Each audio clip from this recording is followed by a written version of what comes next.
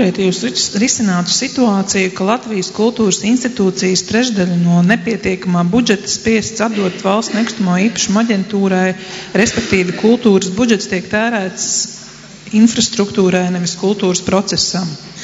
Es domāju, jautāts, kā tu mainīsi šo situāciju? Es uzskatu, ka kultūras ministrijai nebūtu jābūt kādai celtniecības kompānijai un jānodarbojas ar kaut kādu lielu celtniecības projektu, teiksim, finansēšanu vai lobēšanu.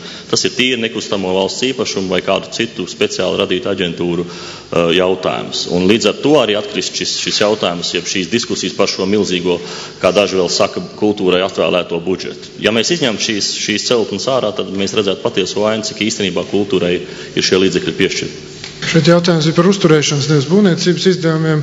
Tāpēc es domāju, šī uzturēšanas izdevuma, protams, viņi paliks kultūras institūciju pārziņā, bet tas procents tiešām ir sasniegts ļoti ievērojams. To noteikti vajadzētu samazināt. Es domāju, ka izēja būtu tāda, ka mēs vienotos valdības līmenī, ka tām kapitāla sabiedrībām un budžeta arī iestādēm, kas veic kultūras funkciju, ka tām nav jāmaksā nomas maksa nekustamiem īpašumiem vai arī pašvaldību organizācijām. Es domāju, ka to varētu atļauties valsts no savas puses arī nofinansēt. Tas būtu tas, bet savukārt komunālajie maksājumi un viss pārējais, tas ietilps pie mūsu kapitāla sabiedrības kopējiem uzdevumiem un kopējiem tēriņiem. Tas būtu pareizi, ja mēs tomēr šīs lietas uzskatām kā kultūras vienu no funkcijām, kultūras iestādēm. Ņemot vērā to, ka visi nekustamie īpašumi ir lielākā daļa valsts īpašumu, viņi nodot finanses ministrijas pārziņā un nekustamo īpašumu aģentūrai, valstītiem lieliem ieguldījumiem infrastruktūras uzturēšanai ir jāvēl atsevišķa sadaļa, tā nevarētu būt viena kultūras sadaļa, tikai tas, ko teica ministra kungs, šie paši uzturēšanas izdevumi komunālajie un tā tālāk, kas vēl varētu būt, un tas ir kontrolējums,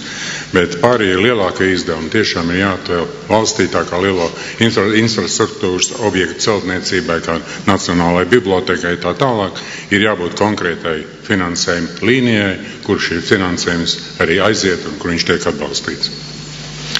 Tādas pozīcijas kā īra nebūtu jābīda no kabatas kabatā vai no budžeta ailes vienas valsts kapitāla sabiedrībā atkal uz citu valsts institūciju. Tātad īra tiek caur ministra kabineta sadarbības mehānismiem vai nu regulēta vai noteikta, bet par elektrību un siltumu būtu jārūpējas pašam iemītniekam, jo šīs lietas ir jātaup, jo ja valsts vienkārši to nodotē, tad var arī ar to rīkoties izšķērdīgi. Šeit efektivitāti var veicināt tikai tas, ja valsts savās ēkās iegulda, tas var būt no nekustamo īpašumu aģentūras peļņas, tas tiek arī darīts iespēju robežās, bet mēs zinām, ka šobrīd nav kādreiz pastāvošās investīciju programmas, tātad jēgas tiek siltinātas un uzlabot to, tā siltuma efektivitāti, tad gan īpašniekam valstī vienkārši ir lētāk viņus uzturēt un ieguldot mēs ietaupam.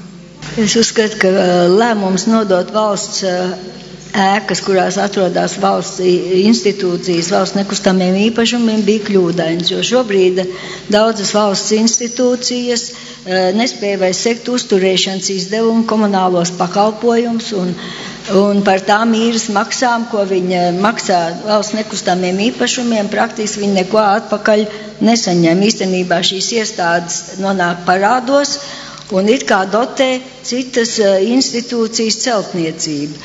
Pirmkārt, es nesaprotu jēgu visam tam un loģiku, jo katra no šīm iestādēm varētu labāk izmantot šos līdzekļus un daudz lētāk nekā tas ir šim brīžam. Un varētu būt, ka šī īres izdevumi jāatver jauns budžeta tāds maksājums pašai kultūras ministrijas programmā, lai mēs redzētu, cik tad īres naudas īsti ir jāiziet nekustamiem īpašumiem.